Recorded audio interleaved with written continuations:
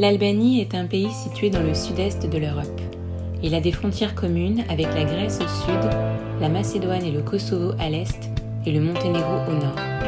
Son littoral s'étend sur environ 360 km le long de l'Adriatique et de la mer Ionienne.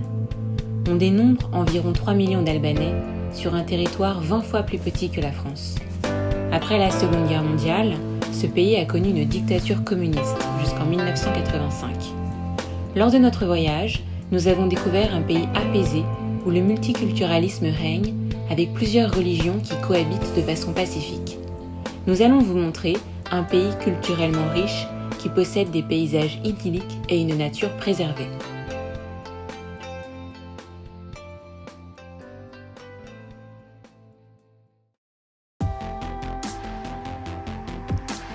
Tirana est la capitale de l'Albanie depuis 1920. Quand on est arrivé à Tirana, ce qui nous a le plus marqué, ce sont les couleurs, avec des arbres habillés de tissus colorés, mais également des bâtiments peints avec des couleurs vives. On a appris lors de notre voyage que cela émane d'une volonté politique, au début des années 2000, du maire Edi Rama, artiste, de remédier à l'austérité de l'architecture issue des années communistes. À Tirana, plusieurs sites sont à visiter, comme la place Skanderbeg, du nom du héros national, mais ce sont surtout 2 quartiers qui ont retenu tout particulièrement notre attention. Depuis la fin du communisme, le quartier Bloku est devenu le quartier branché de la capitale, où s'exprime le street art sur les façades des immeubles. Pisarieri est le quartier du marché. Sous la halle, on peut trouver des olives, du miel, des légumes, des épices, ce qui attire de nombreux touristes et Albanais.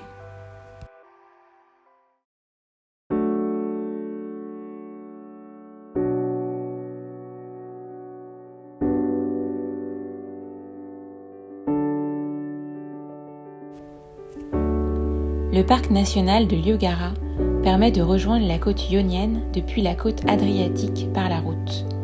Il s'étend sur environ 1000 hectares et offre de beaux panoramas sur la Riviera albanaise entre forêts de pins et mer.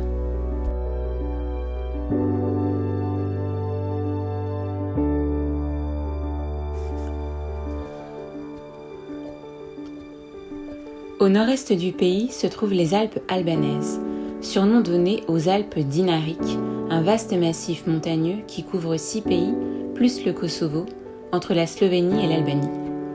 C'est peut-être l'endroit où l'on trouve les plus beaux paysages montagneux du pays, entre massifs verdoyants ou rocheux et lacs. C'est également dans cette région rurale que se perpétuent le plus les traditions locales. Il est possible de rejoindre Koman à partir de Schroeder en minibus ou en voiture, bien que la route soit un peu chaotique, en 1h30 environ. À Koman, un ferry ou des bateaux privés permettent de circuler sur le lac pour admirer les montagnes verdoyantes se jeter dans les eaux.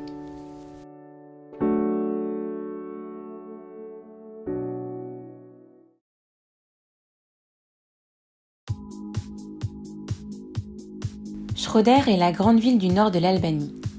Située à proximité du lac éponyme délimitant la frontière entre le Monténégro à l'ouest et l'Albanie à l'est, Schroeder est la ville des vélos. Le lac de Schroeder est le plus grand lac de la péninsule balkanique. Sa surface varie selon les saisons, entre 370 et 530 km². Il s'agit d'une des plus grandes réserves aviaires d'Europe, avec 270 espèces d'oiseaux. Le lac rejoint la mer Adriatique via le fleuve Buna sur une trentaine de kilomètres, qui constitue la frontière sur la moitié de son parcours.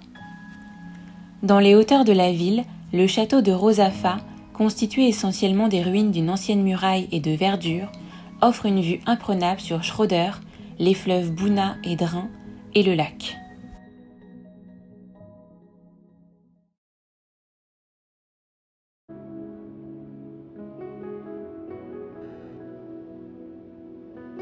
La ville de Berat est située à environ 100 km au sud de Tirana, sur les rives de la rivière Ozam. Gorica, l'ancien quartier chrétien, est situé sur sa rive gauche. tandis que Mangalem, l'ancien quartier musulman, est situé sur sa rive droite. Et dans les hauteurs de la ville, sur la colline, se trouve la forteresse Kala.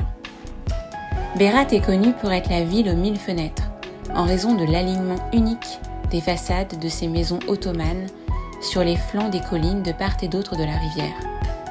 Berat est également connue pour être l'une des plus vieilles villes d'Albanie, puisqu'elle existe depuis au moins le VIe siècle avant Jésus-Christ. La forteresse Kala, dans les hauteurs de la ville, comporte un quartier historique et un château, parfaitement préservé du temps, où l'on trouve de nombreux édifices médiévaux, des églises et des mosquées.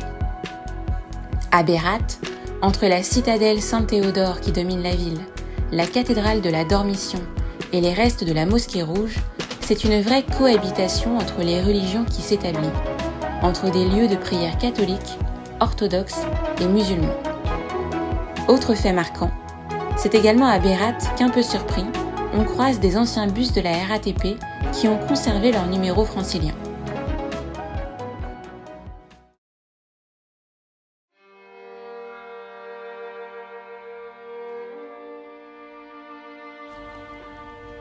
À proximité du village de Pojan, à quelques kilomètres de l'Adriatique, se trouve le site archéologique d'Apollonia. Il s'étend sur 2 collines et présente les vestiges de l'ancienne ville grecque Apollonia d'Illyrie, fondée au début du 7e siècle avant Jésus-Christ. À Apollonia, vous pourrez visiter les vestiges de l'ancienne cité grecque, le monastère de Sainte-Marie, l'intérieur de son église et le musée qui présente une partie du matériel découvert dans le parc archéologique. Le site d'Apollonia est riche en monuments et présente de belles vues sur les plaines et la mer Adriatique.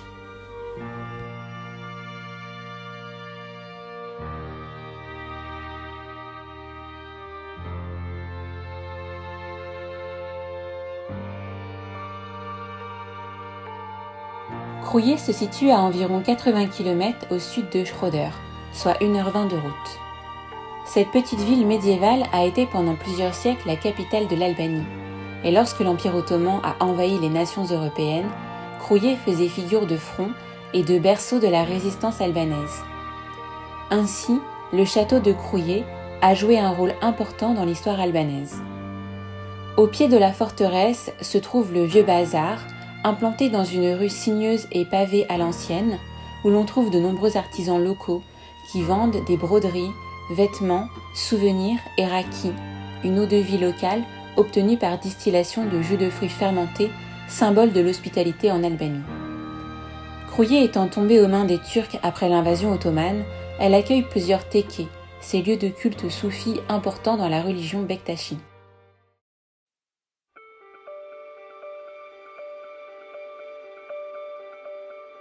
Lors de notre voyage, nous avons fait une halte à Gjirokastër après Saranda sur la Riviera albanaise. Gjirokastër est classé au patrimoine mondial de l'UNESCO. Dans la vieille ville, ces petites maisons blanchies à la chaux sont implantées à flanc de montagne, surplombées par une forteresse et son vieux bazar. Dans la vallée, on aperçoit des vues impressionnantes sur la nouvelle ville, mais aussi sur des terres agricoles.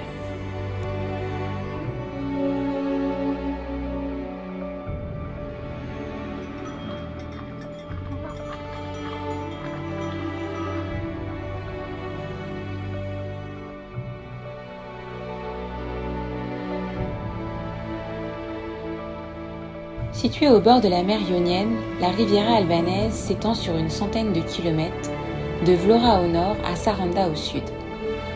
Elle serpente entre stations balnéaires et villages authentiques. Elle offre des eaux turquoises et des petites baies ou criques. Les plus belles ne sont bien souvent accessibles qu'à pied.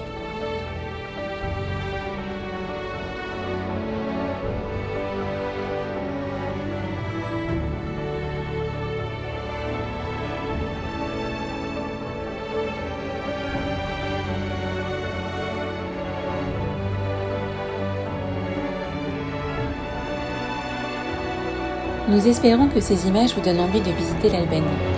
Vous y serez très bien accueillis. Les Albanais sont avenants et conviviaux, ce qui rendra votre séjour agréable. D'un point de vue pratique, l'entrée dans le pays se fait sans visa. La monnaie locale est le lek. et 1 euro égale environ 120 lek. Ainsi, le coût de la vie est environ 3 fois moins élevé qu'en Europe de l'Ouest. La langue parlée est l'albanais.